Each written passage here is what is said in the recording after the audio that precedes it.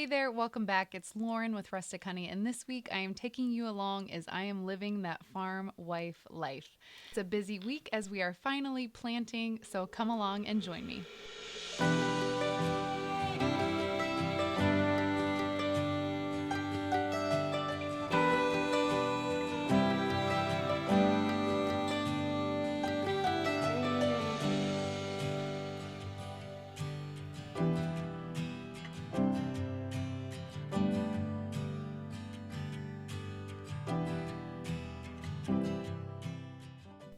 Hey there, and welcome back. It's Lauren with Rustic Honey, and today I invite you along for a slow day at our farmhouse.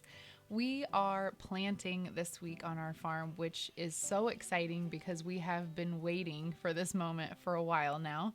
My husband had to take off work this week to try to get our crops in the field. It's been a really wet spring here, and so we had intended to plant back in May, but every single week we've had glorious rain showers, and so our fields have been too wet to get into to plant.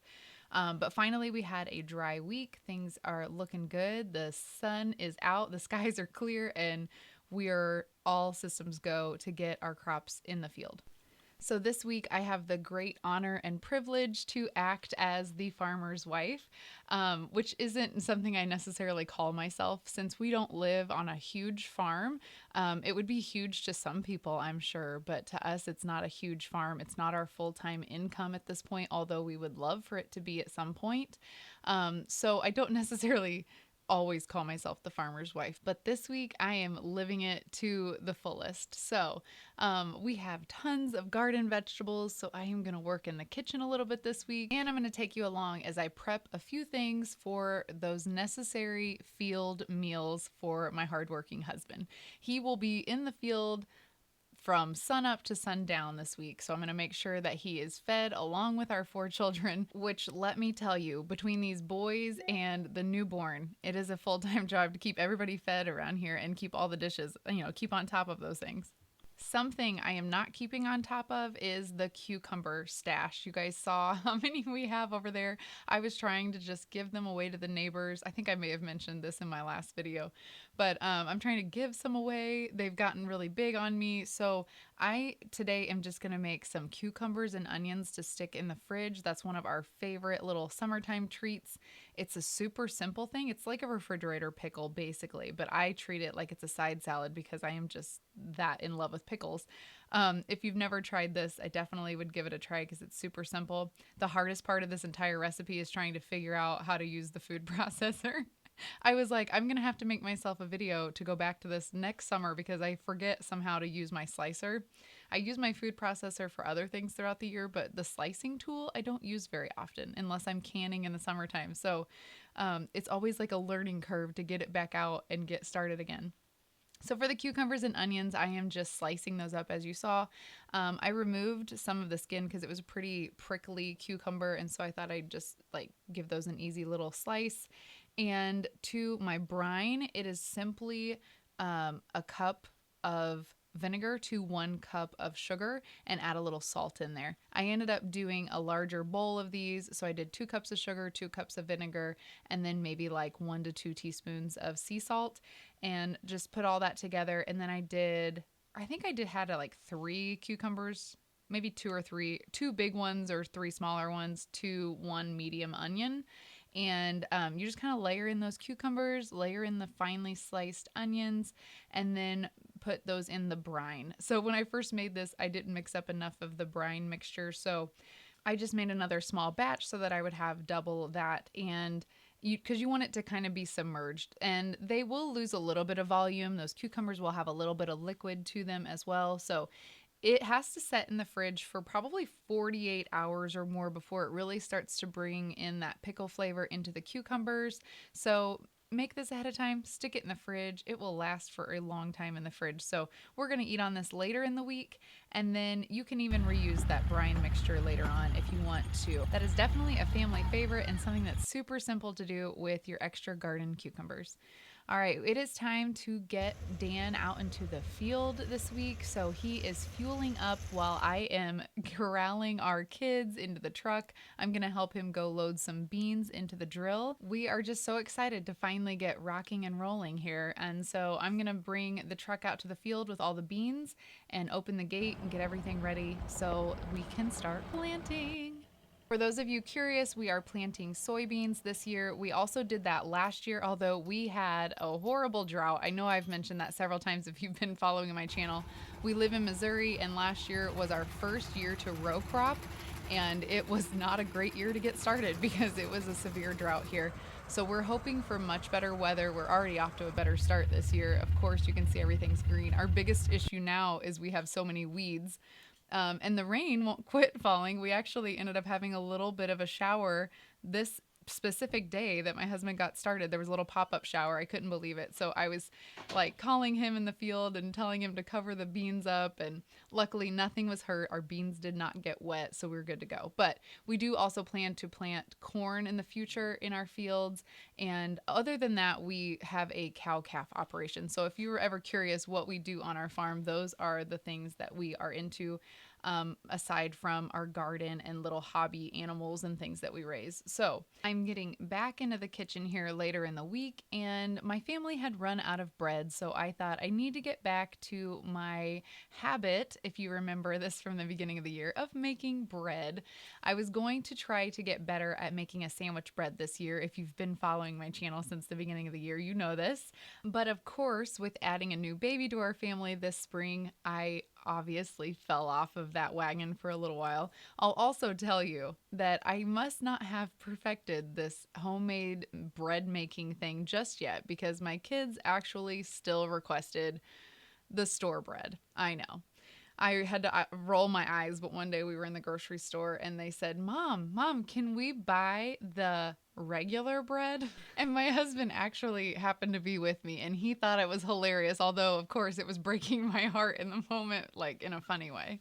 I couldn't believe that. I was like, really? They just don't know how good it is the problem. They really don't know how good they have it. But I will say my sandwich bread is more of a homemade taste. It's not exactly like the store-bought bread, which we have eaten for years. So let me know in the comments below if I'm not alone in that. It's just a little bit different when you still have homemade bread. Or maybe I'm wrong and you have a recipe that tastes like just like the store-bought bread. Let me know. I mean, if the texture is exactly the same, let me know.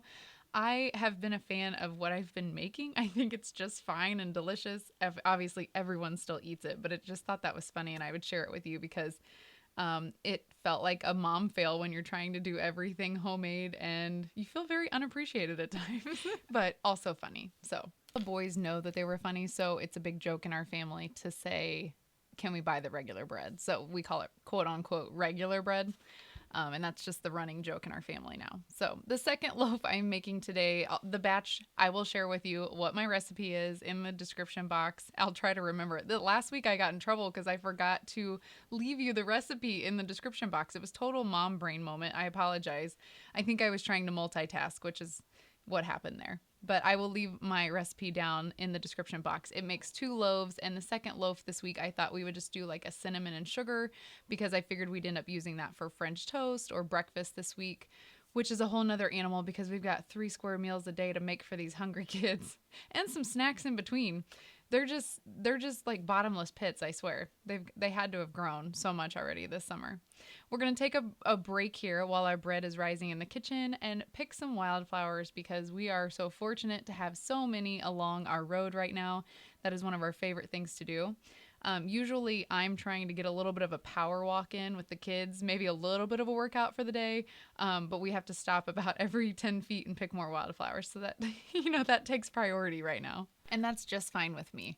Our priorities are just a little bit different in the summer. I feel like lately I've been telling my husband that every day it feels like I wake up, make my bed, maybe start a load of laundry, feed the kids, And then before I know it, it's like I blink and I feed the kids one more time, fold the laundry, and go to bed. And so it just feels like there's just so much that happens during the day, but the day goes by fast. You feel like you didn't get anything done, but yet you're also exhausted. So we all know we got something done. And I think the thing is, we're just living through our priorities. What is important is getting done.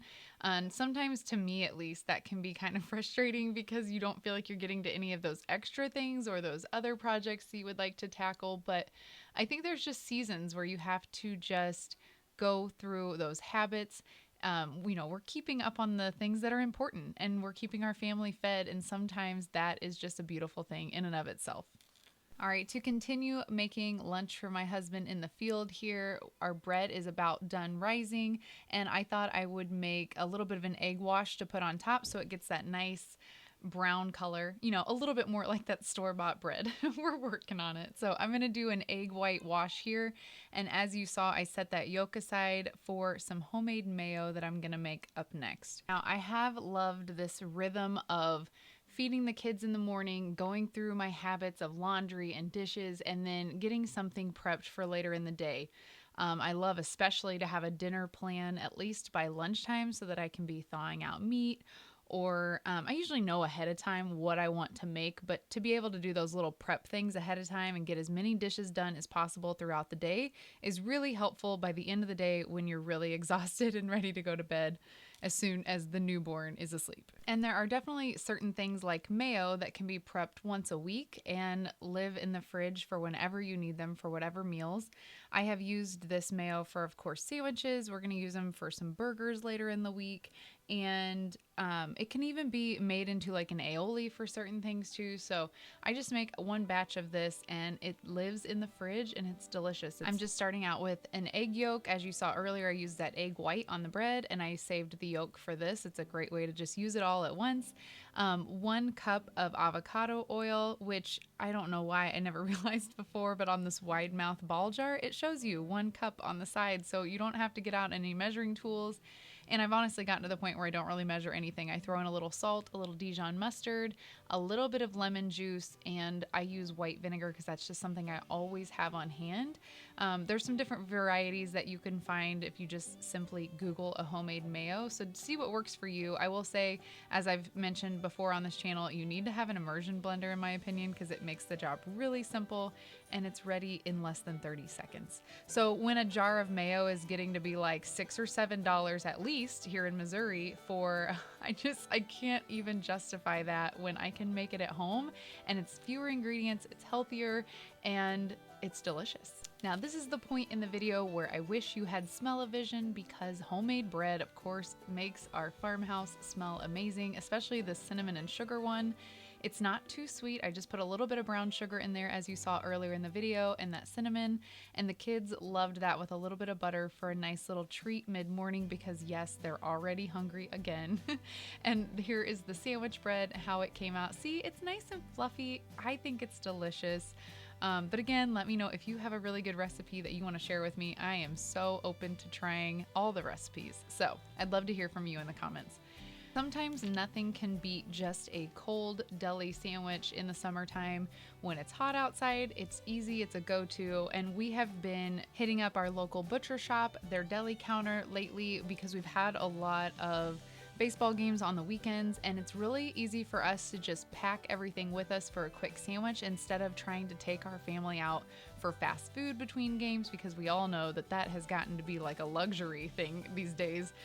It costs my family well over $50 to buy a fast food meal. So if we can make something like this, take it with us or have all the ingredients on hand in a cooler, that's kind of what we've been doing. So I had some leftover lunch meat from a recent ball game, so I thought I would just put together a quick sandwich here for my husband and take it out to the field, and I know he will really enjoy this. We actually happen to have some chips left over too, so I'm going to put them in his bag along with some leftover cookies, and I know he'll enjoy that treat after sitting in the tractor all day. It's kind of like a road trip. I mean, in my opinion, if I were going to be on this road trip in the tractor, I would probably want a few treats. So I'm going to throw in a Coke too and lots of ice in his cup because it is hot out there today. And the girls are going to help me go deliver this field meal. The boys are busy playing with a friend today, so we can sneak out, just us girls, and go deliver this to Dad in the field. Now, I grew up a farmer's daughter, and I have so many glorious memories of life on the farm, and I am so lucky to be able to offer this to my children as well. So I don't take this lightly that